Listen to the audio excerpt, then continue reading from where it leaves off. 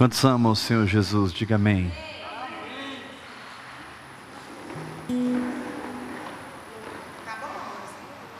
Tá bom, tá ótimo. Tá maravilhoso. Você faz falta.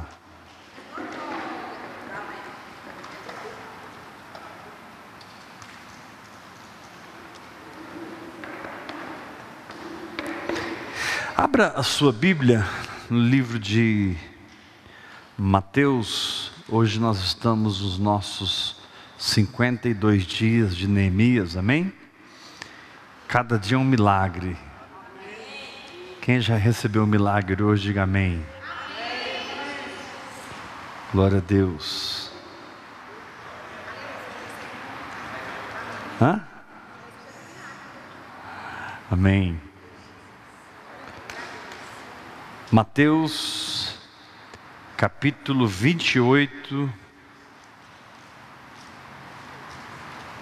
versículo 16 em diante. Seguiram os 11 discípulos para a Galileia, para o monte que Jesus lhes designara. É muito importante que você vá para o monte. Monte na Bíblia sempre fala de um lugar no Espírito. Monte na Bíblia sempre fala de um lugar no Espírito. Agora, aqui diz, o monte que Jesus lhes designara. Então encontre o seu monte no Senhor. Amém? Como assim, pastor? Seu lugar de intimidade. Ore em línguas até que você tenha a sua intimidade própria, totalmente interdependente de Deus. E quando o viram, o adoraram, mas alguns duvidaram. Essa expressão, alguns duvidaram, mostra a alma operando no ambiente de maior glória que você pode imaginar.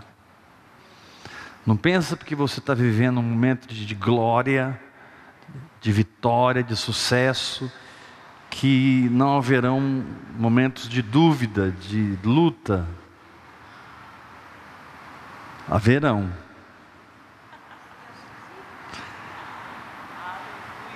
Note, aqui tudo já tinha acontecido, gente. Mas diz que alguns duvidaram. Eles estavam vendo Jesus ressurreto. Jesus estava nos seus últimos momentos na terra, mas a alma ainda estava tentando. Então não pensa você que a sua alma não vai te pregar peças em momentos em que você não esperava. Você sempre tem que estar disposto a negar a si mesmo. Não existe nível espiritual que exclua sua atitude de negar a si mesmo. Vou repetir. Não existe nível espiritual em que você, como pessoa, passa a ser aprovado. Não, você é um desaprovado que tem que morrer na cruz. Quem é aprovado em você é Jesus Cristo. Se eu tenho que negar a mim mesmo, é porque boa coisa eu não sou. Mas Jesus é bom. Então a gente precisa vigiar isso, porque às vezes a gente está no monte, as coisas acontecem, e aí a gente começa a pensar que a gente tem alguma coisa a ver com isso. E na verdade, vamos continuar lendo, vocês vão entender o que tem a ver. Jesus, aproximando-se, falou-lhes dizendo, ele nem deu atenção para aqueles que duvidaram. Toda a autoridade me foi dada no céu e na terra. Ou seja, eu sou a união do céu com a terra. Portanto, ide, pois, e fazei discípulos. Repita comigo, discípulos. No original é a palavra mateteu. Mateteu ser discípulo de alguém, seguir seus preceitos e instruções, tornar discípulo. A palavra mateteu, ide por todo mundo e fazei discípulos. Quando a igreja perde a perspectiva espiritual, quando a igreja se desconecta com o poder de Deus e não percebe isso, e ao invés de voltar lá em Jerusalém e achar Jesus no templo e pegar ele de volta, e ela continua a viagem, ela não forma discípulos mais, ela forma religiosos. Você só forma discípulos se Jesus estiver na caravana. Você só forma discípulos se Jesus estiver presente. Eu não estou falando da onipresença, eu estou falando da manifestação da presença. Levanta a sua mão e diga: eu recebo essa palavra. Então, você que vive a sua fé, morre todo dia e ressuscita todo dia. E essas duas experiências te dão autoridade. Por que Jesus diz: toda autoridade me foi dada, no céu e na terra? Porque ele havia morrido e ressuscitado. Então quem passa por morte e ressurreição ganha autoridade. Amém, eu creio nessa palavra. Autoridade para quê? Para mandar nas pessoas? Não. Nenhum ser humano foi feito para ser mandado, dominado, controlado. Tem pessoas que gostam de ser manipuladas. Tem pessoas que gostam de ser mandadas. Mas você não foi feito para mandar, você foi feito para dominar.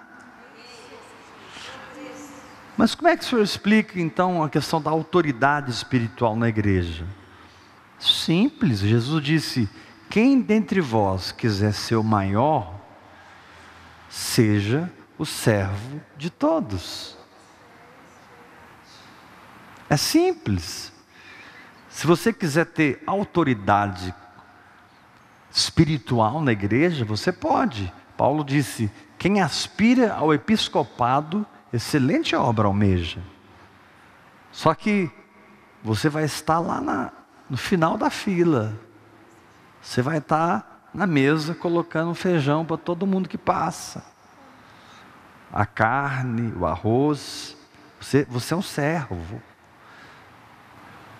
Então a autoridade que você recebe por uma vida ressurreta é a autoridade de se multiplicar na vida de outros. Ele disse: toda autoridade me foi dada no céu e na terra. Portanto, ide e fazei discípulos. Então, a autoridade está ligado com fazer discípulos, não com fazer membros da igreja, não com ter um corpo diaconal, um corpo de presbíteros. Querido, não se preocupe em organizar os diáconos na igreja e organizar os presbíteros. Não faça isso, porque você vai gerar um Ismael. Leva seu povo a orar em línguas. Mergulha com esse povo em Deus. E tudo isso vai nascer e vai funcionar espontaneamente, sem que você tenha que ficar equilibrando pratos, ano após ano, para não ser envergonhado.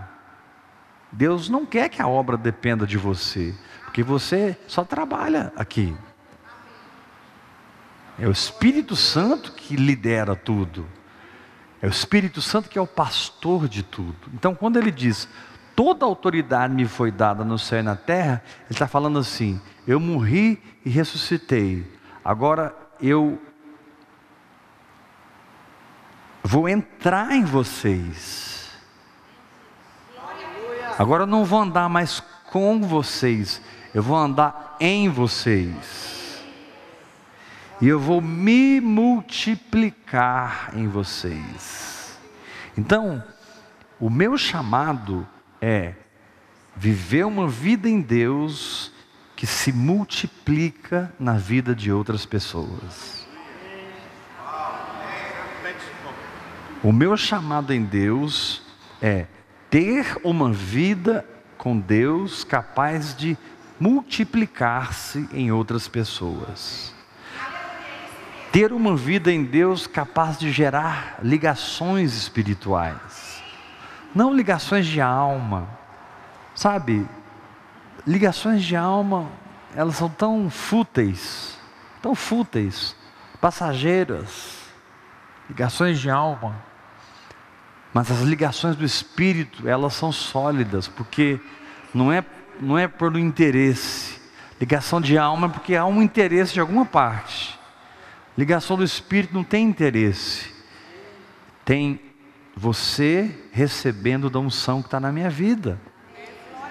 E essa unção crescendo na sua vida, então, se multiplica na vida de outros, que cresce na vida de outros, se multiplica na vida de outros. Então você tem uma igreja estabelecida.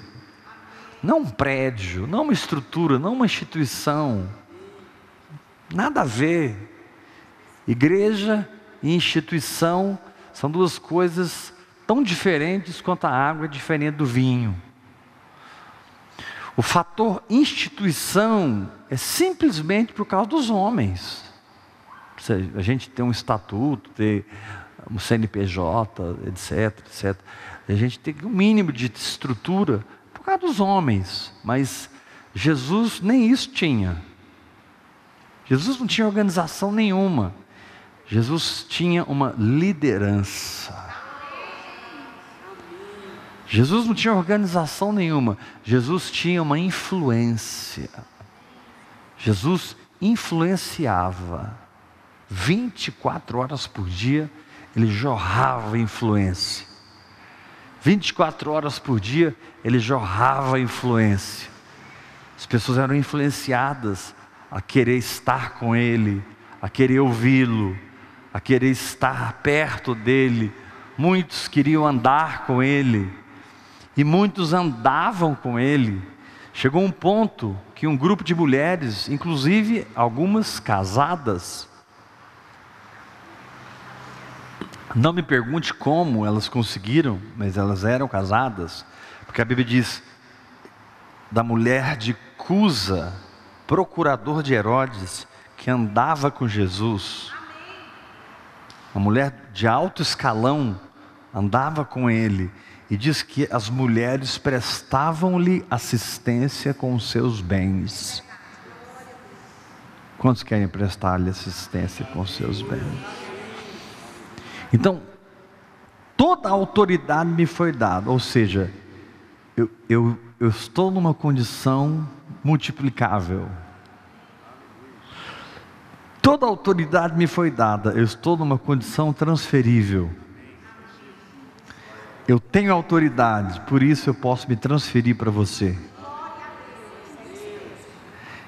Eu tenho autoridade, porque eu neguei a mim mesmo e segui o que Deus falou comigo. Eu acreditei, eu criei, eu exerci fé.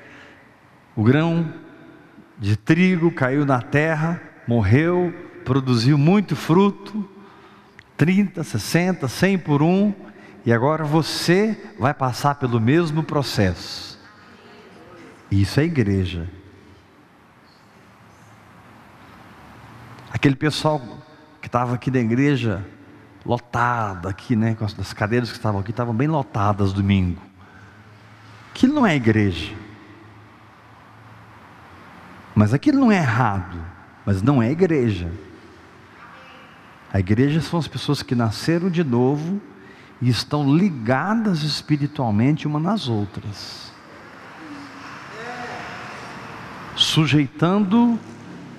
sujeitando-vos uns aos outros, onde todos são iguais e igualmente importantes. Se você é igreja, você é igual a todo mundo e igualmente importante. O que existe é uma diferença de responsabilidade, por causa da paternidade que alguns irmãos têm sobre aquele rebanho.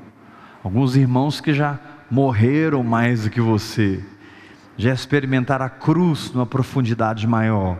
Então existe sobre esses irmãos uma paternidade. Eu não gosto do termo cobertura, fulano é minha cobertura, né? Eu gosto do termo paternidade, porque fazer discípulo é gerar filhos. Filhos na fé. Você precisa desejar ser pai na fé. Amém? Você precisa desejar isso. Você precisa ter uma vida com Deus que as pessoas vão te seguir e vão querer ser seus filhos na fé. Vão aprender com você, vão dar ouvido quando você fala.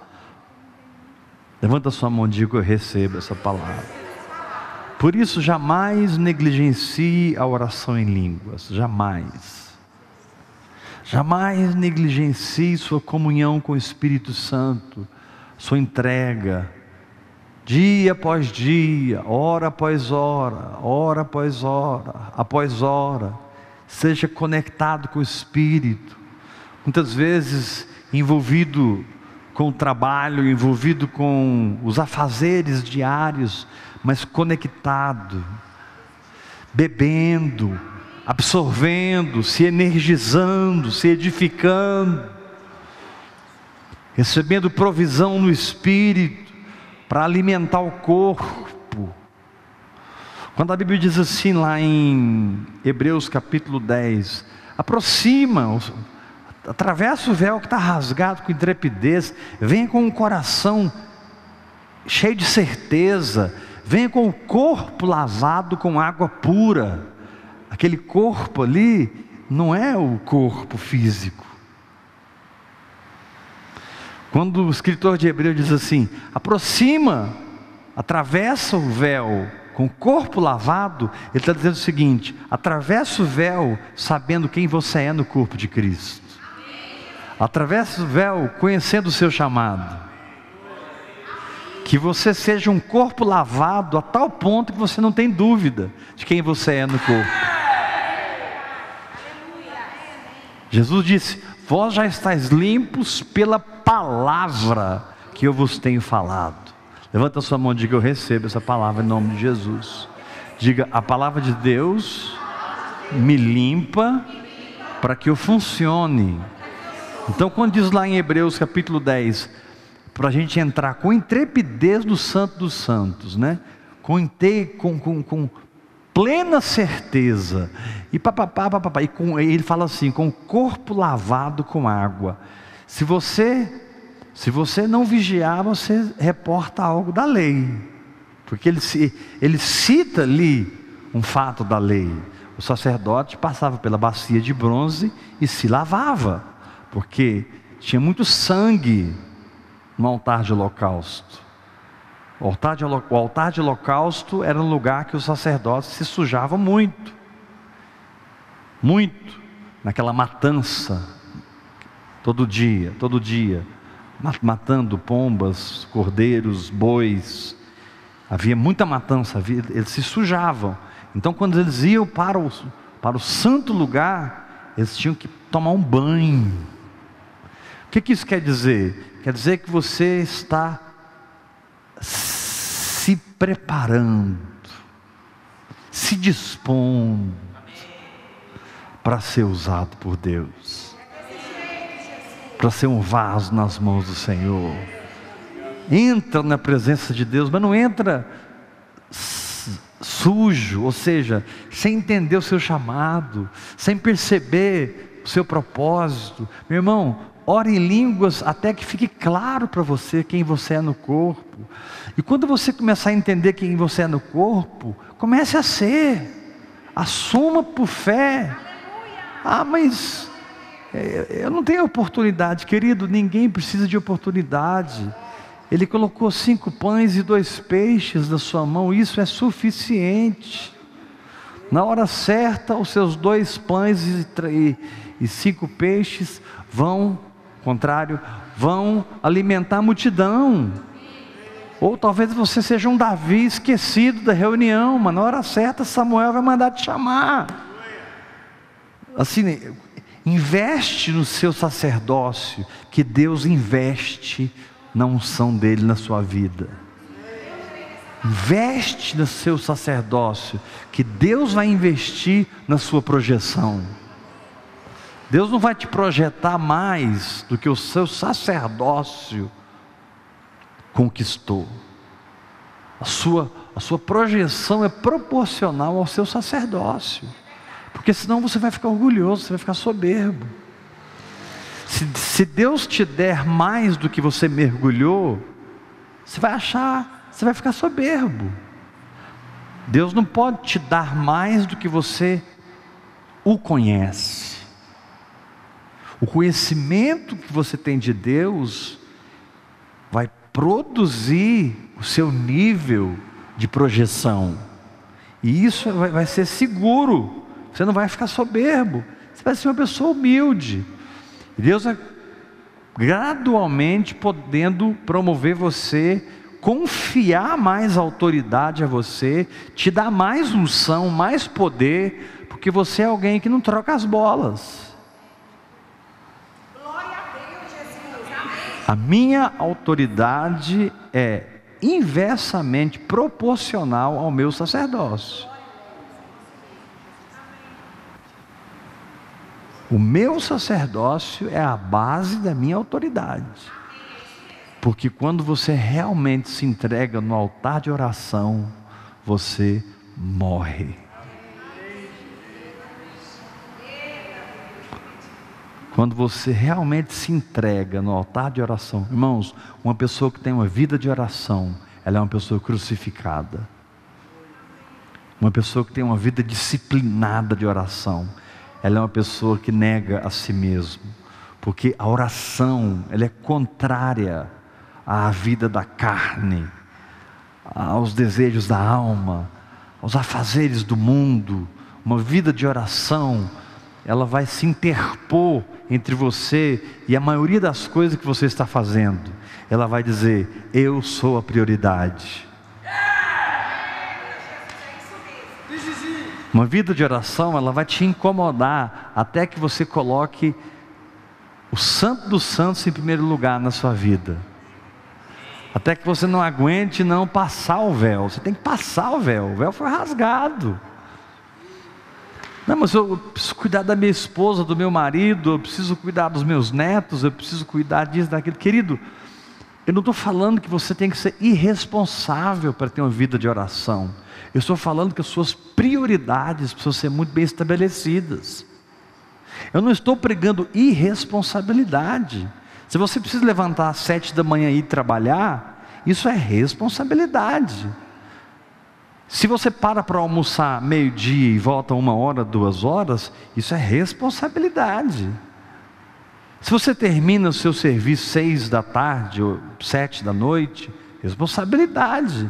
Ok, mas onde é que Deus vai ficar aí? Porque aí você está numa igreja que te deu 3, 4, 5 funções. Você tem que fazer isso na igreja, aquilo na igreja. Você participa do grupo de mulheres, você é do grupo de intercessão, você é ministro de louvor, você é tanta coisa no mundo e tanta coisa na igreja que você não é nada em Deus. Você é tanta coisa no mundo e tanta coisa na igreja que em Deus você não é nada. Por isso que Jesus falou assim: eu não conheço você. Não, Senhor, mas eu fiz milagres no seu nome, fiz sinais, eu profetizei, expulsei demônio.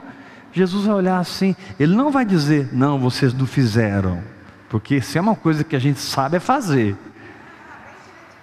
Ele vai dizer: não, você não está entendendo, não tem a ver com o que você fez, tem a ver com eu te conhecer. Eu não te conheço. Você poderia me dizer seu nome, por favor? Vamos fazer o seguinte: aparta de mim você que praticava a iniquidade. O que é iniquidade? É a sutileza do pecado travestida de alguma coisa boa, mas que está tomando o lugar de Deus na sua vida. Vou repetir: o que é iniquidade? Pecado é uma coisa, transgressão é outra coisa, pecados são outra coisa, e iniquidade é uma condição da sua carne, na sua alma, travestida de algo bom, mas está te roubando da presença, dos pés do Senhor, da comunhão com Ele, do tempo que você passa com Deus. Querido, se você vai viver, a primeira coisa que você vai estabelecer da sua vida é o seu tempo com Deus. E tudo virá em segundo plano. Estabeleça seu tempo com Deus. Pastor, então vou ter que acordar 4 da manhã. É por isso que Paulo falou: oferecei vossos corpos como um sacrifício vivo, santo e agradável a Deus. Oferecei vossos corpos. Onde? No altar de oração. Por que como sacrifício vivo? Porque tem hora que você vai querer dormir, e aí aparece um aniversário, e aí aparece um casamento, e aí a turma se junta para ir para a pizzaria, e aí a turma se junta para ir para o cinema, e a galera se ajunta depois do culto para ensaiar, e a vida vai passando, e você está sempre se sentindo endividado com o seu sacerdócio. Você está sempre se sentindo endividado com a sua vida vertical. Você está sempre se sentindo vazio. Por quê? Porque você não foi chamado para começar nada antes que Deus começasse aquilo dentro de você. Você está autorizado a parar e descobrir um lugar em Deus, e a partir daí ir de fé em fé e de glória em glória. Ah, mas a minha família não vai me entender. Gente, o que eu posso fazer se a minha família não entender? Se eu estou colocando Deus em primeiro lugar na minha vida. Ah, mas os meus amigos, né? Eles não vão entender que eu estou toda sexta, a partir das 10 da noite, eu vou para o meio do mato que tem aqui perto de casa, eu enfio do mato e passo lá a madrugada toda sozinho com Deus. Eles vão entender, porque eles vão fazer, cada um dá 1 quilo de carne, um tubão, e eles vão fazer churrasco e rir, e tarará. Não, isso não está errado, mas você quer profundidade, você tem fome, você tem sede de Deus.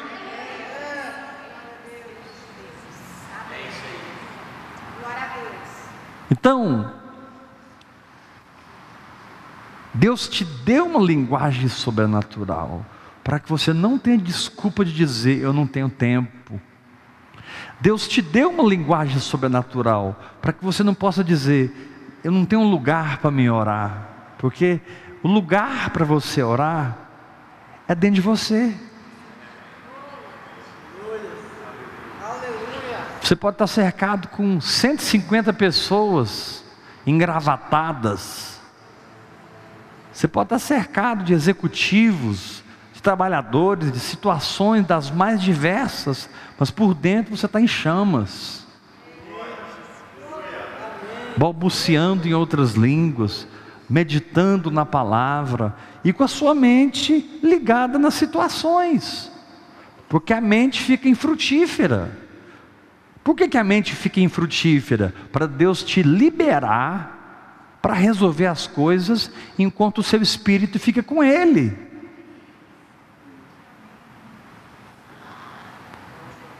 Por que a mente fica infrutífera? Porque é uma atividade do seu espírito com o Espírito Santo, enquanto a sua mente se ocupa com outras coisas. Aprenda a ocupar sua mente com outras coisas, enquanto você ora em línguas. Você entendeu? Aprenda a fazer isso. Levanta a sua mão e diga: eu recebo essa palavra. Então ele disse assim, para a gente ir e fazer discípulos de todas as nações. Como se faz um discípulo? Sendo um discípulo.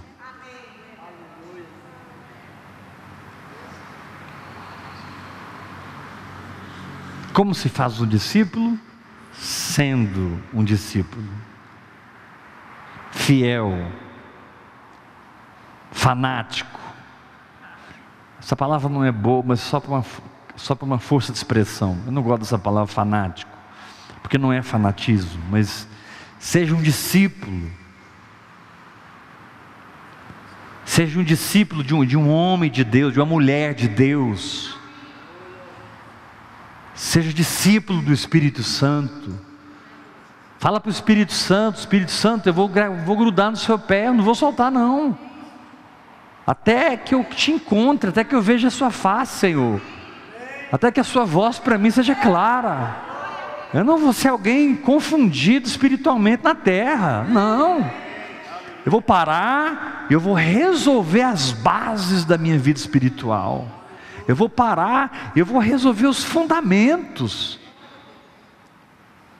Entender a graça, isso é fundamento. Entender a lei é fundamento. Entender a fé é fundamento. Entender o Espírito Santo e a missão do Espírito Santo, a pessoa do Espírito Santo, a obra do Espírito Santo é fundamento. Compreender a palavra de Deus, ler a Bíblia espiritualmente é fundamento. Então como é que você vai construir tudo que você já construiu, se essas coisas ficaram para trás? Se essas coisas nem existem na sua vida? Você construiu um monte de coisa, mas essas coisas não existem. Resultado, vai cair tudo.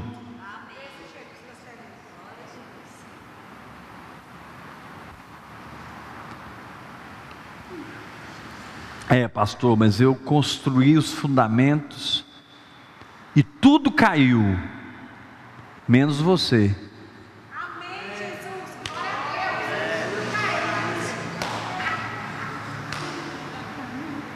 Deus. Tudo foi abalado, menos você.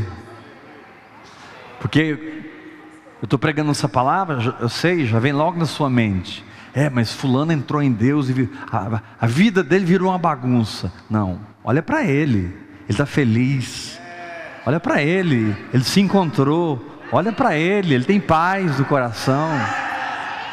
Antes ele tinha o melhor emprego, antes ele tinha as melhores oportunidades da sociedade, antes ele tinha o status quo que ele queria, ele tinha. Mas ele era triste, ele era vazio, ele era carente, ele era incompleto, ele era a peça de um quebra-cabeça perdido no universo.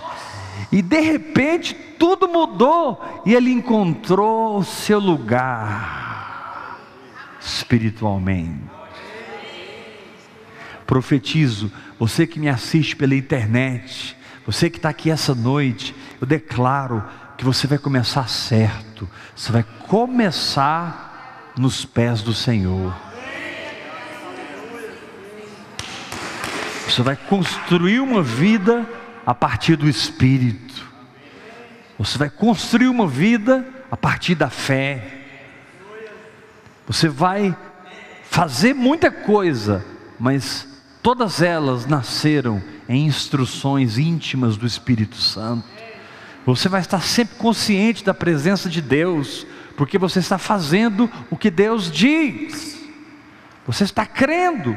Sua vida pode ser resumida numa palavra. Aquela mulher é uma mulher que crê. Sua vida pode ser resumida numa palavra. Aquele homem é um homem que crê. Por que crê? Porque está perto. Por que está perto? Porque tem prioridades. Puxa, pastor, mas a minha igreja precisa tanto de mim. Acredite no que eu vou te dizer. O que você vai se tornar por esse caminho é que vai curar a sua igreja. Uma igreja ativista, sem comunhão com o Espírito Santo, é uma igreja enferma, baseada na justiça própria, e que, por esforço próprio, em estratégias de homens, eles levantam não um altar para o Senhor, mas uma torre de Babel, onde diz: façamos célebre o nosso nome. Vamos fazer uma torre. Gente, mas isso não é de Deus. Deus mandou a gente ir, não ficar. Não, mas essa torre vai chegar no céu. A gente coloca um clichê espiritual para justificar a nossa religiosidade. A gente põe um clichê espiritual sobre a nossa religiosidade. E estamos lá construindo a torre de Babel. E o Senhor te diz nessa noite: sai da torre e volta para o altar. Mas eu já pus muito dinheiro aqui, desce dessa torre. Ah, mas eu já envolvi muita gente, eu comprometi muita gente, desce dessa torre. Essa torre vai glorificar o homem, mas o altar vai glorificar Deus. Torre é lugar de confusão, altar é lugar de união. Quem abaixa a cabeça e como ovelha muda vai para o matadouro, viu a glória de Deus. Aqui, quando Jesus estava falando essas palavras, Ele estava falando as suas últimas palavras, e Ele foi embora, e todo esse povo aqui foi martirizado, e morreu igual Ele, menos João, e um ou outro ali. A maioria desse povo aqui foram discípulos no nível total. Jesus morreu pelo que Ele cria, eu também. Aleluia. Glória a Deus. O problema é que nós encontramos motivos para viver, e o Senhor nos quer dar motivos para morrer.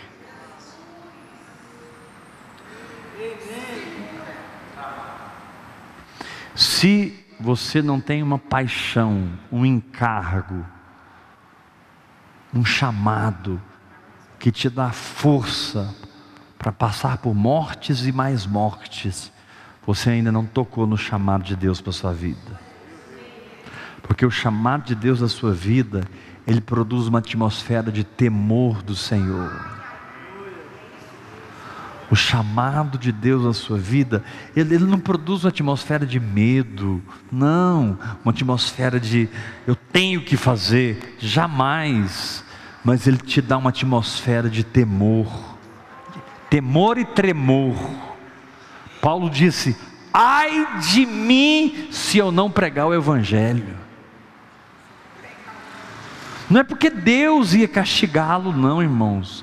Ele estava dizendo o seguinte: eu vou explodir, eu vou dar um trem, eu vou surtar,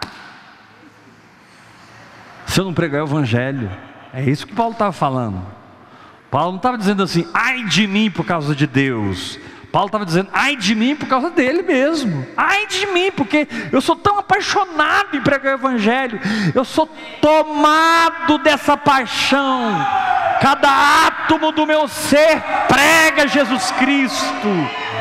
Cada átomo do meu ser prega o Evangelho, Ai de mim, se eu não pregar o Evangelho, eu viro a cara para cacunda. Eu viro a cara para cacunda. Eu constipo a boca do bucho.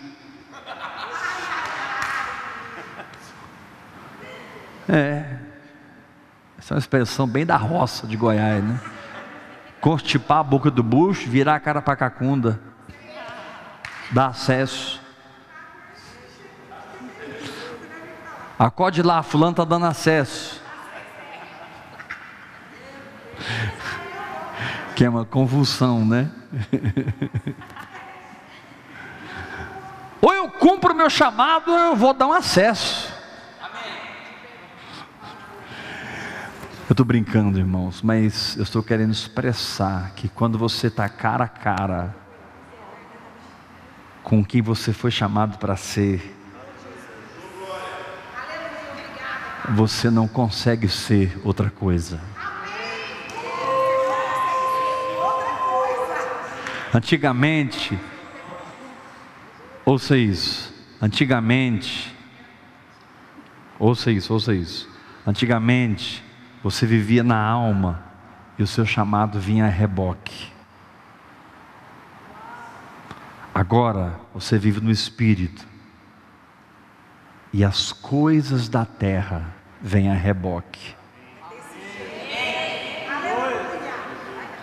Antigamente você vivia na carne e o seu chamado vinha arrastado. O que sobrava você dava para o seu chamado. Agora você entrou no espírito. Você não dá o que sobra, você dá tudo. O reino de Deus é semelhante a um homem que descobriu um tesouro no campo. Aí ele foi lá, vendeu tudo que ele tinha e comprou o campo. Ele vendeu tudo que ele tinha para ter o tesouro. E aí Jesus vem e diz: onde está o seu coração? Aí estará o seu tesouro.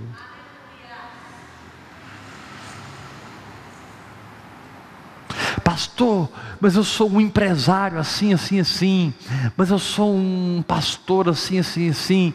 Deus me deu um ministério apostólico, e eu acordo de manhã, eu prego 3 vezes por dia, eu prego 60 vezes por mês, e pipipi, papapá, e aí vem aquela nuvem de argumentos. Eu sou mãe, eu tenho 4 filhos, eu já tenho neto, eu tenho marido.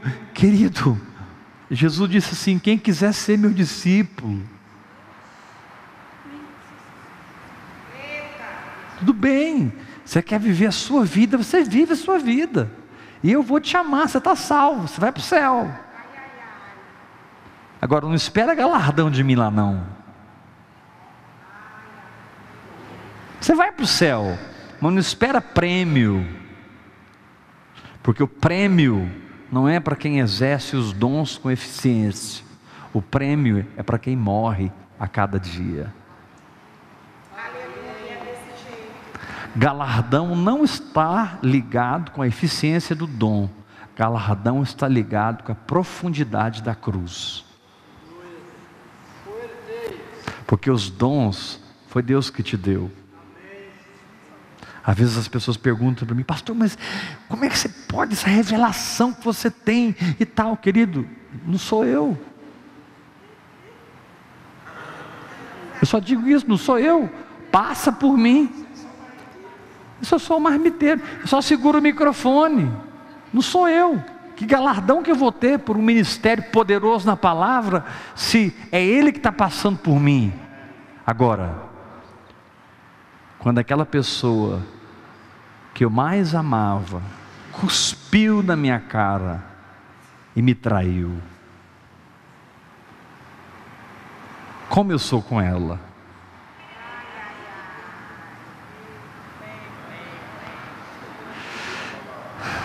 Quando seu esposo e a sua esposa, seu filho, sua filha, tomaram caminhos completamente diferentes do que você acredita, quem você é para eles? Então aí nós estamos falando de galardão, porque dom, a glória de Deus, mas galardão revela o seu amor pelo Senhor.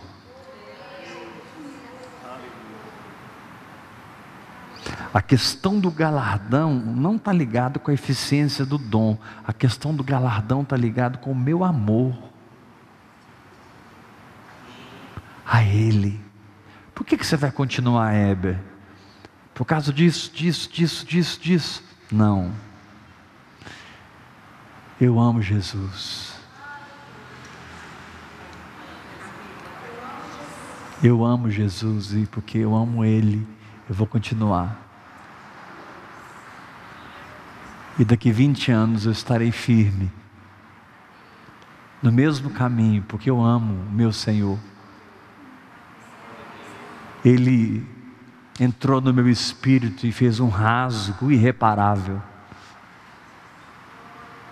Ele entrou no meu espírito e abriu uma janela que nunca irá se fechar.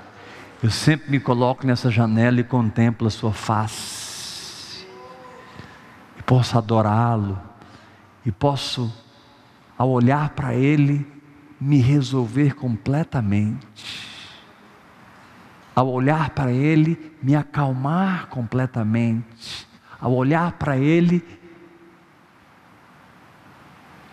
decidir quais serão as minhas escolhas. Minhas escolhas não vêm de grandes pressões, as minhas escolhas vêm de contemplá-lo. Ao contemplá-lo, eu sou ensinado exatamente qual decisão tomar. Dom tem a ver com a eficiência do Espírito em você. Galardão tem a ver com o seu amor por Jesus. Levanta a sua mão e diga: eu recebo essa palavra. Aí diz assim: fazei discípulos de todas as nações, batizando-os em nome do Pai. Essa expressão em nome do significa para dentro de, tá? Ser batizado é ser introduzido para dentro. Batismo significa completa identificação e total inclusão. Eu te batizo. Por que a gente mergulha a pessoa? Porque a gente está dizendo assim: Jesus foi crucificado, ela também foi. Jesus morreu, ela também morreu. Jesus ressuscitou, ela também ressuscitou. Aí ela se levanta, o Espírito vem sobre ela, e ela começa a falar em línguas, lá nas águas do rio, onde ela está sendo batizada, ela já chacarabaçoca. Por quê? Porque Jesus foi glorificado, e ela foi também, e ela recebeu o Espírito Santo. Irmãos, essa é a missão da igreja. É isso que nós temos que fazer nos shoppings. É isso que nós temos que fazer na rua, nas praças. Não é convidar a pessoa para frequentar a igreja que você participa, é convidar a pessoa para andar com você. Vem, você vai falar para a pessoa: vem andar comigo, porque eu vou te apresentar o Deus que eu conheço. Ah, pastor, mas ela vai acabar indo para a igreja. Claro, porque ela vai te seguir, ela vai estar na igreja, mas não com uma cabeça religiosa, mas com um espírito de filho. Dá glória a Deus, igreja. Portanto, fazei discípulos. Diga: eu farei discípulos. Sendo discípulo, farei discípulos de todas as nações, introduzindo-os para dentro do Pai, para dentro do Filho e para dentro do Espírito Santo.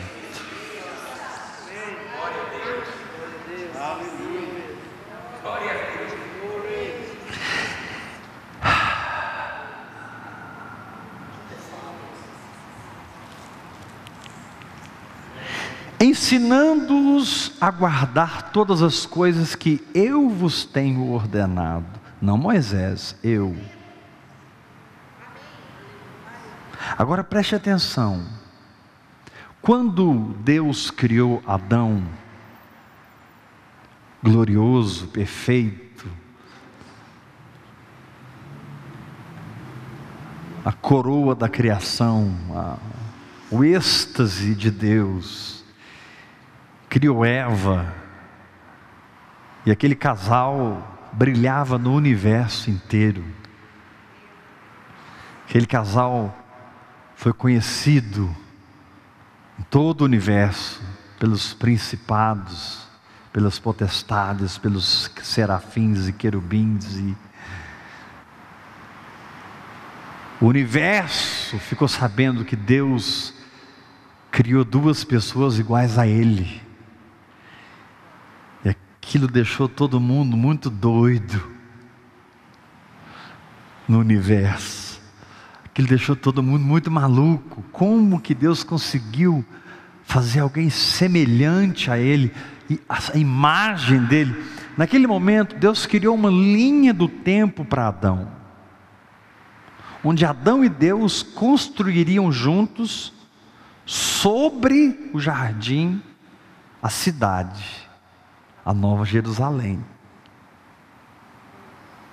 Deus, Adão e Eva juntos construiriam o propósito eterno. O que é a cidade, senão a manifestação do propósito eterno? Por que a Bíblia começa com jardim e termina com a cidade? Porque Deus te leva para a intimidade, para te edificar no Espírito.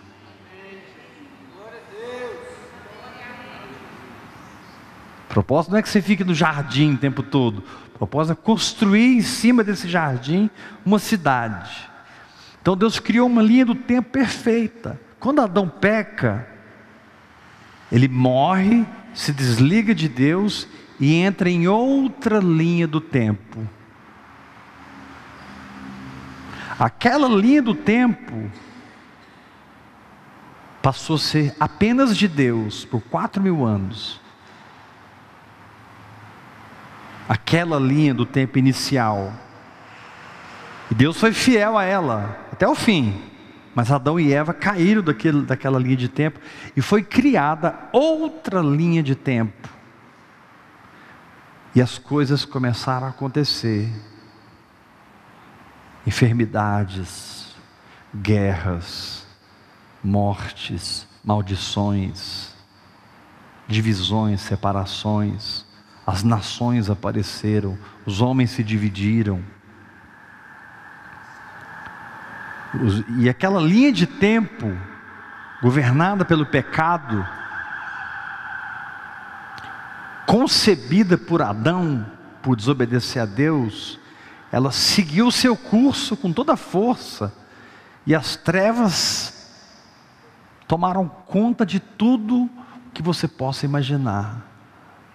Até que Deus, que continuou trabalhando na linha do tempo, Gênesis, Êxodo, Levítico, Números, Deuteronômio, Josué, Juízes, Rute, 1 Samuel, 2 Samuel, 1 Reis, 2 Reis, 1 Crônica, 2 Crônica, Deus continuou na linha de tempo dele, enquanto o homem estava numa linha do tempo alternativa, completamente perdido. Aí o que Deus fez? Deus falou assim: eu vou me tornar homem, igual eles. Eu criei a humanidade para revelar a divindade. Vou repetir isso.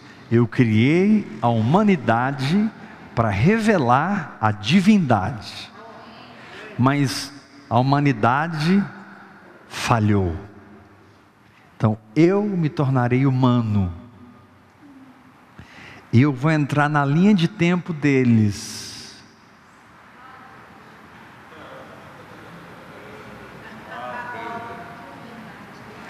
Olha o que Jesus diz: ensinando-os todas as coisas que vos tenho ordenado.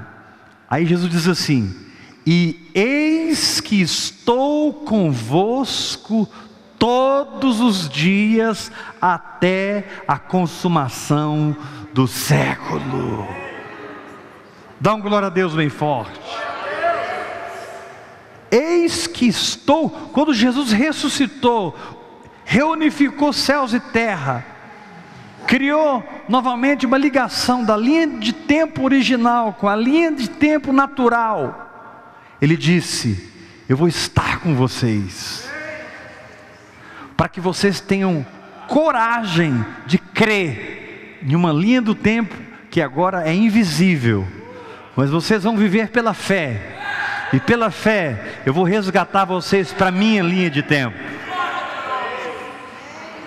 Vocês têm vivido um universo caído, mas existe um universo paralelo, completamente restaurado, um universo paralelo, completamente pronto, feito, cheio da minha glória, e eu vou entrar na linha de tempo do homem, para resgatar o homem para a linha de tempo de Deus, que nem é linha de tempo, é eternidade.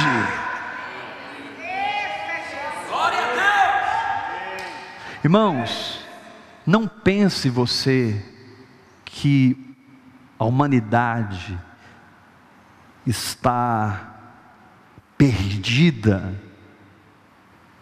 confusa, em completa contravenção.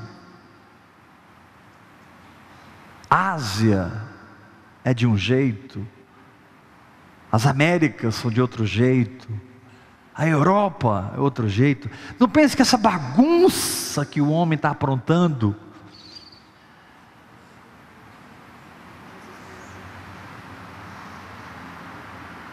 impede Deus de intervir, porque não impede.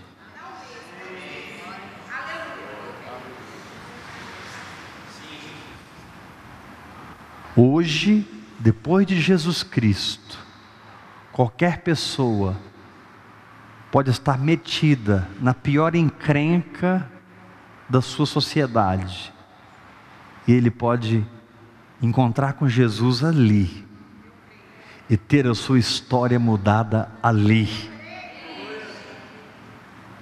por voltar para a linha de tempo original, ali na África, ali na Europa, ali na Ásia, ali no Japão.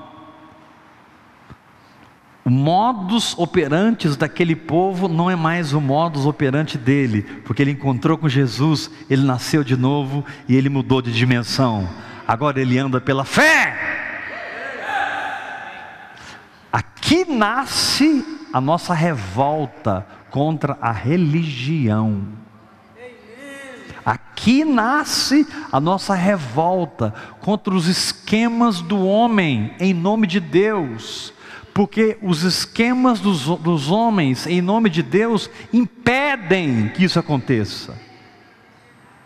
Eu preciso estabelecer o meu império religioso na África. Por quê? Porque eu quero trazê-los para o Espírito? Não, porque eu quero o meu império estabelecido na África. Eu sou adorado no Brasil, e eu também serei adorado na África. Eu sou adorado no Brasil, também serei adorado na Europa. É isso que a religião faz.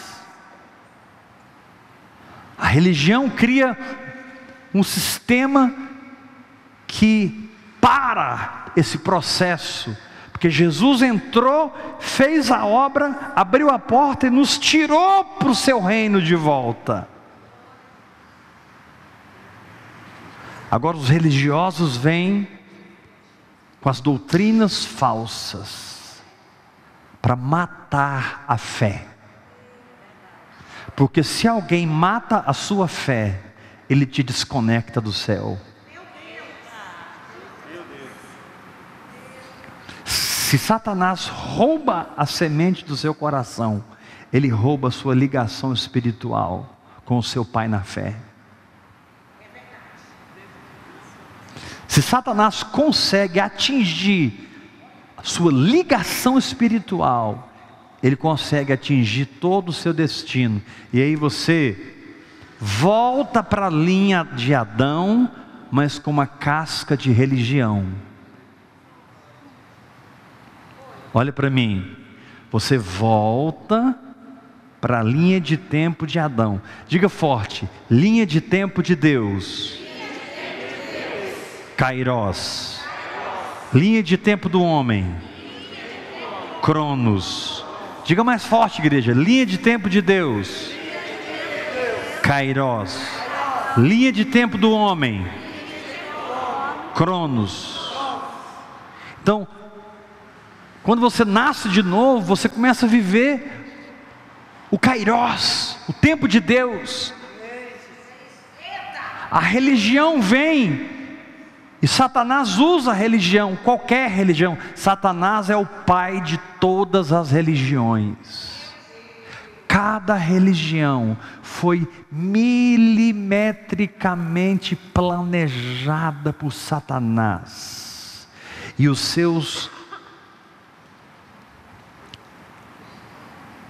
suas feras, os seus monstros,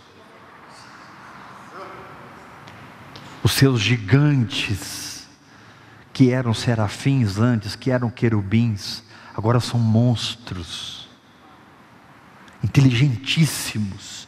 Então, vamos formar o budismo. Irmão, se você for honesto, e você estudar o budismo, você tem que virar budista. Porque pensa uma religião linda, é o budismo. Então ele criou o budismo, ele criou o shintoísmo, ele criou o hinduísmo, ele criou o islamismo, ele criou os evangélicos, ele criou os espíritas, ele criou uma série de religiões. Para quê? Para que as pessoas não sintam necessidade de nascer de novo. O objetivo final da religião é ter uma multidão, mas ninguém nasceu de novo. Todo mundo abraçou Jesus, mas não é Jesus, é um falso Jesus. 2 Coríntios capítulo 11, se vindo alguém e prega para vocês outro Jesus, espírito diferente, evangelho diferente, vocês boamente aceitam? Cara, você vai deixar a vida no espírito, porque lá você vai ser pastor. Você vai deixar a vida no espírito, porque agora você vai ter um salário de 40 mil reais. Você vai abandonar a tocha que Deus pôs na sua mão, porque você precisa dar segurança para a sua família. Você precisa fazer um pé de meia. Porque eu já estou com meus 55 anos, está na hora de eu fazer pé de meia. Meu irmão, eu nunca vou fazer pé de meia, porque a herança que vou deixar para os meus filhos será a minha vida de fé. Minha fé me dá tudo que eu creio. Então é isso que eu quero dar para os meus filhos. Uma fé que cria o que eles creem.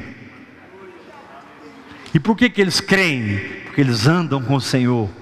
O Senhor fala com eles, eles ouvem a voz, a fé vem, eles agem, e a linha do tempo, chamada Kairos, passa a funcionar.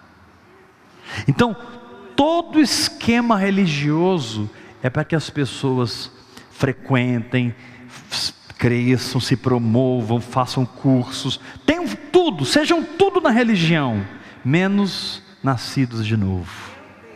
Por isso que Paulo disse: olha, quem destruir o templo de Deus, Deus o destruirá. Se você tiver uma doutrina que não leva as pessoas ao arrependimento e ao novo nascimento, você está em maus lençóis com o Espírito Santo. Quem destruir o templo de Deus, Deus o destruirá.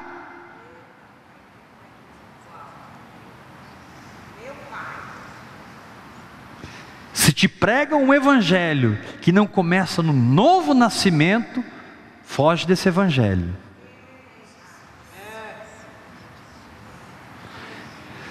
Porque quando te chamaram para aceitar Jesus, você nem sabia o que você estava fazendo, você nem sabia o que era Jesus, você nem sabia o que era pecado, transgressão, você nem estava convicto do inferno na sua frente, e você aceitou a Cristo como seu Salvador, e você crê nele, para o seu espírito ser vivificado.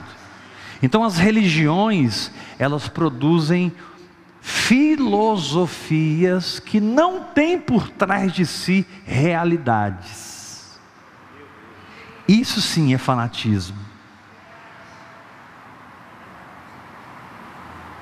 O que é fanatismo? É uma filosofia que alguém morre por ela, mas quando você vai fundo no negócio, por trás não tem nada.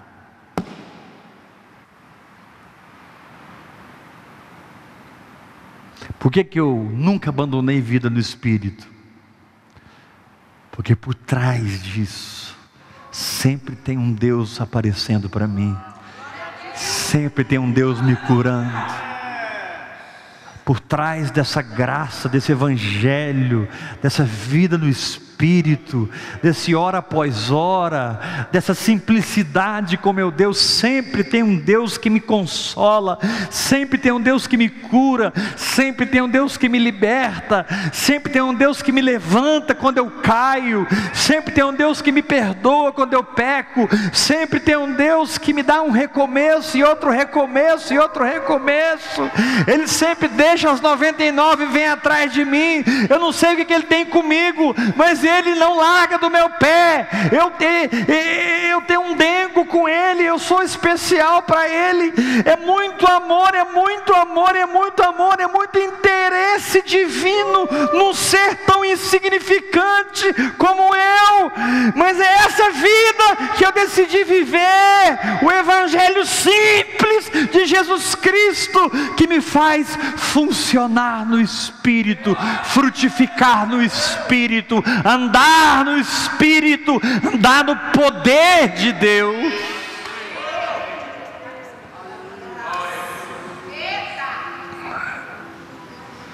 Não, eu varro toda a religião.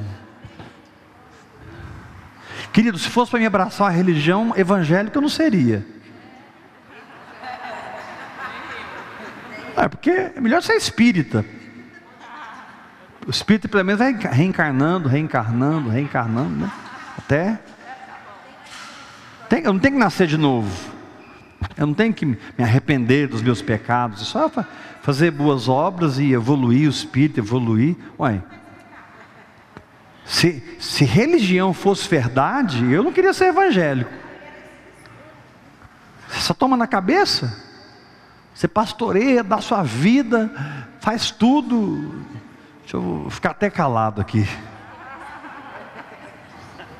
Melhor ser espírita, melhor ser budista, melhor, né? Virar um esotérico da vida aí, sei lá o quê. Evangélico é a pior opção que existe. Agora, cristianismo é a melhor opção que existe.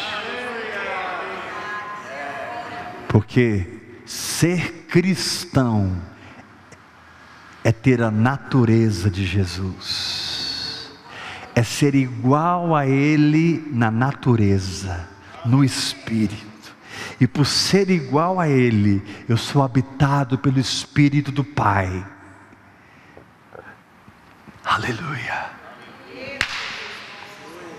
E se habita em mim o Espírito daquele que ressuscitou Jesus dentre os mortos, esse mesmo que ressuscitou Jesus dentre os mortos, vivifica o meu corpo mortal. Tira quem tem que sair da minha vida, traz quem tem que entrar na minha vida, abre a porta que tem que abrir, fecha a porta que tem que fechar. Ele é totalmente e sublimamente e absolutamente soberano na vida de Éber. E para Éber está escrito: Éber, você não sabe orar como convém. Mas o Espírito intercede por você com essa linguagem sobrenatural, aquele que sonda os corações, sabe qual é a mente do Espírito, porque é segundo a mente do Espírito que essa oração em línguas vai funcionar na sua vida. Sabe o que vai acontecer, todas as coisas cooperarão para o seu bem, porque você ama a Deus, e porque você é chamado segundo o seu propósito. Você é predestinado para ser segundo a imagem do Filho de Deus. Meu irmão, aí eu estou falando de outra coisa.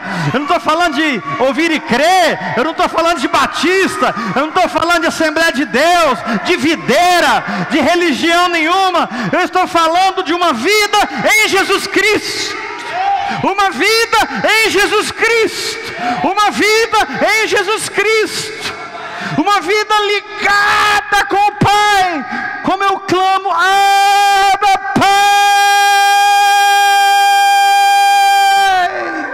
E sou plenamente socorrido, plenamente ajudado, plenamente suprido. Ele cuida, Ele me envolve com asas como águia, e Ele me coloca debaixo das suas asas, e sobre as suas asas eu estou seguro, e nenhum mal me sucederá, praga nenhuma chegará à minha tenda.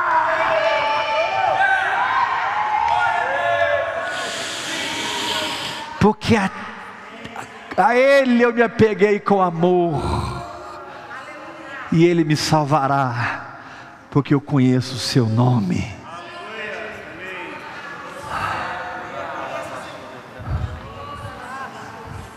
É verdade.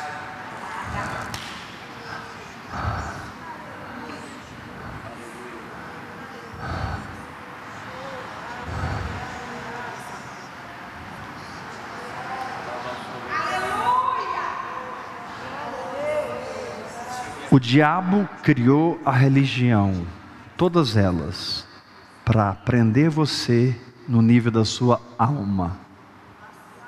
Você pode perceber, toda religião existe para agradar alguma carência da sua alma.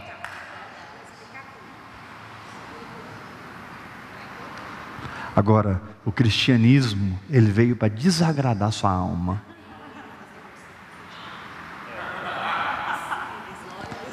O cristianismo começa assim: você quer ser como eu? Então você vai ter que negar a vida da alma. Eu não tenho boas notícias para a sua alma, diz o Senhor, porque eu não sou pai dela, eu sou pai do seu espírito.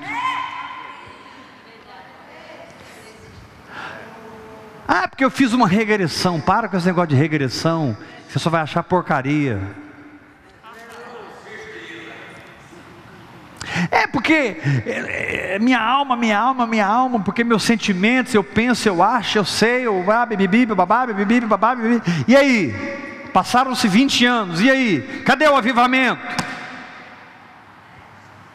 Ei, profetas, apóstolos do Brasil, que trouxeram essas doutrinas falsas para a igreja brasileira, cadê o avivamento?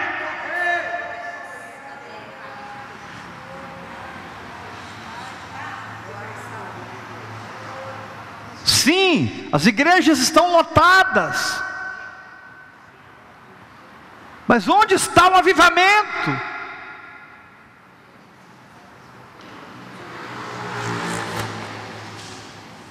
Onde está o Shekinah?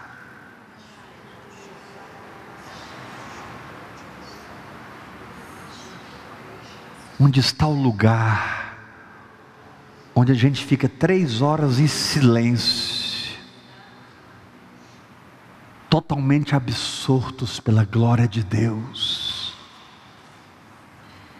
E quando alguém ousa se levantar e falar, fala pelo Espírito. Um tem doutrina, o outro tem profecia, o outro tem mistérios.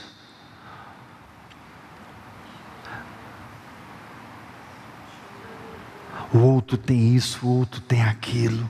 Um se levanta, o outro se levanta. Mas o que existe é uma completa sinergia do Espírito de Deus com o corpo de Cristo, onde o cabeça é Cristo. E o óleo desce na barba de Arão e vem para o corpo. Aí você descobre como é bom viverem unidos os espíritos, os irmãos, porque ali vem a presença, vem o orvalho, ali ordena o Senhor a sua bênção. Como é bom a gente estar ligado espiritualmente, com gente que tem o mesmo DNA, com gente que fala a mesma linguagem, com gente que está marchando na mesma batalha, com pessoas que estão no fronte de guerra espiritual, do Evangelho de Jesus Cristo da Galileia. De pessoas que estão restaurando o Evangelho do Galileu, o Evangelho do Galileu, pessoas que estão pegando toda a mistura de lei e graça e colocando na privada.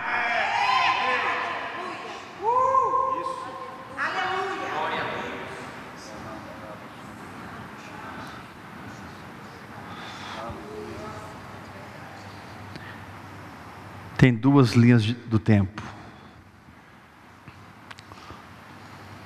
Uma é Kairos, foi a que começou,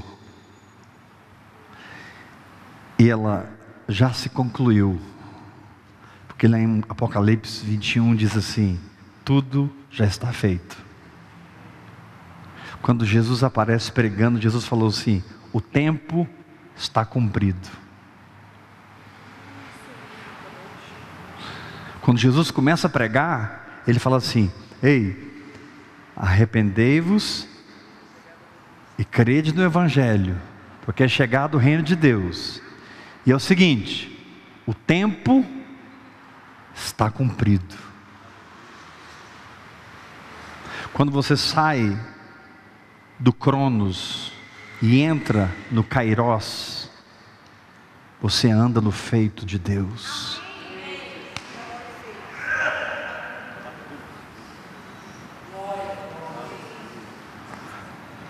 Irmãos, nós precisamos evangelizar os evangélicos.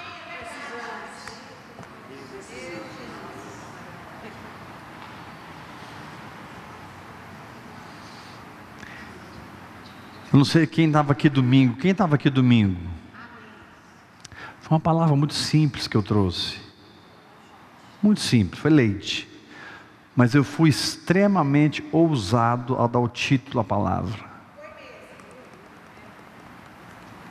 Talvez foi uma das palavras mais simples que eu preguei nos últimos meses. Mas eu disse assim: a mensagem mais forte da sua vida é o Evangelho do Galileu. As pessoas estão se apaixonando por estruturas, estratégias. As pessoas estão se apaixonando por pastores e pastoras, por igrejas, por placas. E os cegos, guias de cegos, fazem tudo para que o movimento deles cresça. Mas onde estão as lágrimas totalmente vertidas por uma pessoa? Jesus. Onde está a alegria de viver unicamente por uma pessoa? Jesus. Onde está o verdadeiro amor, ágape, completamente desinteressado, por causa de uma pessoa? Jesus. Então Ele te diz: eis que estou convosco todos os dias. Você está me dando um trabalho, você está vivendo um zigue-zague. Você vai para o Cronos, vai para o Kairos, vai para o Cronos, vai para o Kairos, sobe, desce, mas eu estou com você. Eu não te abandono. Eu aprendi a ser homem, porque Deus eu já era. Então, como homem, eu sei te ensinar a ser humano. E como Deus, eu sei te ensinar a ser divino. E a obra que eu comecei na sua vida, eu vou completar. E por fim, só vai ficar a fé, a esperança e o amor. E o maior desses é o amor. Aleluia!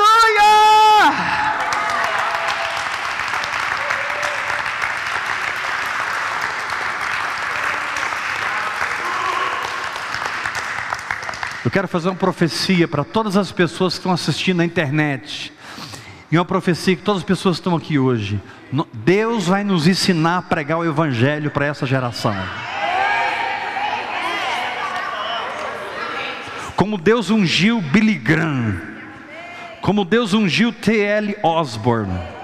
Como Deus ungiu A.A. Allen. Como Deus ungiu Catherine Kuhlman. Como Deus ungiu Amy McPherson.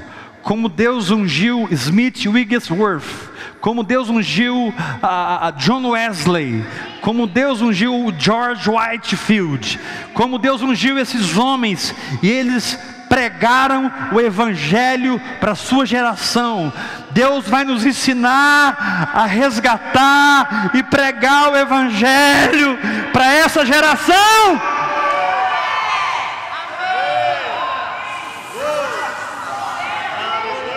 O Evangelho da graça de Deus em Jesus Cristo, consumado na cruz do Calvário e estabelecido na sua ressurreição.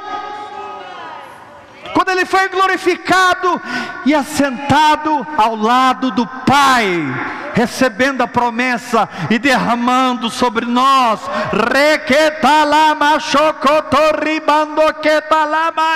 o seu Espírito. Eu creio. Aleluia! Aleluia, Jesus. Ensina-nos como pregar o Evangelho para a nossa geração. Ensina-nos, Senhor, para que as pessoas nasçam de novo novamente.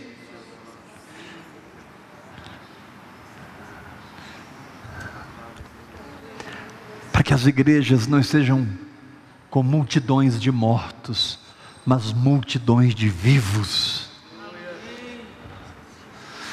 Em nome de Jesus.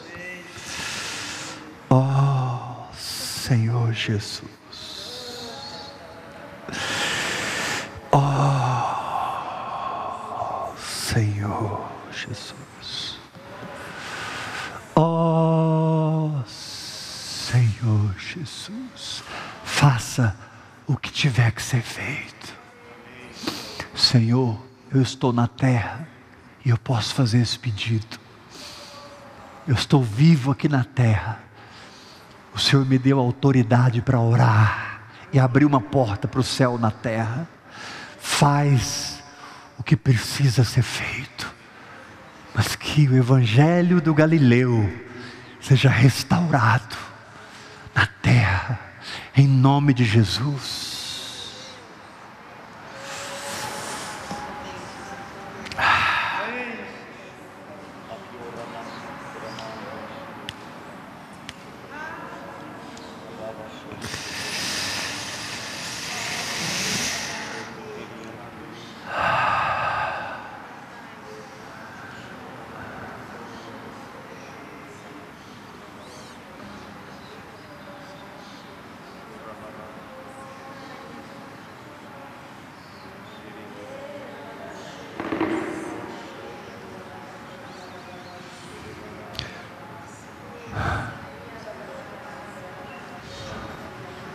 Escândalo para os judeus, loucura para os gentios, mas para nós que cremos, sabedoria de Deus e poder de Deus. Cristo Jesus. Querido, eu profetizo que o seu relacionamento com Jesus nunca mais vai ser o mesmo. Deus mudou sua vida essa noite. Você que me ouve pela internet, Deus muda sua vida agora.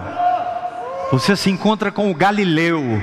Você levanta seus olhos para o príncipe da paz, o Pai da eternidade, o Rei dos reis, o Senhor dos senhores, e Ele vai atrair você para fora de Babilônia, seja qual Babilônia for, e você viverá em Deus, em Jesus Cristo, através do seu Espírito, de fé em fé e de glória em glória, de fé em fé e de glória em glória, de fé em fé e de glória em glória, até que Ele mesmo volte para nos buscar. Oh,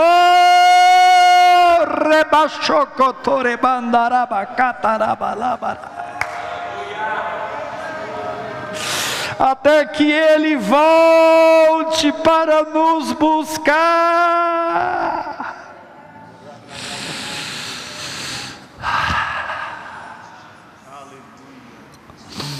Enquanto Ele não me tira da terra, eu vou ser igreja.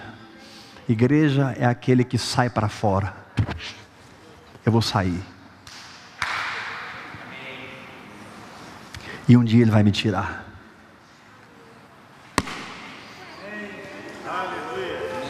Eu vou sair do que tiver que sair, porque Ele vai me buscar. Você pode dar um glória a Deus? Aleluia. Foi um prazer servir vocês na mesa do Senhor. Quem trouxe sua oferta pode colocar aqui, onde o Espírito te guiar. Amém? Se você quer ofertar no nosso ministério, no canal Ouvir e Crer, no YouTube, tem a conta, tem a agência, tem tudo. Você pode entrar lá e fazer a sua oferta. Graça e paz. Aleluia. Aleluia.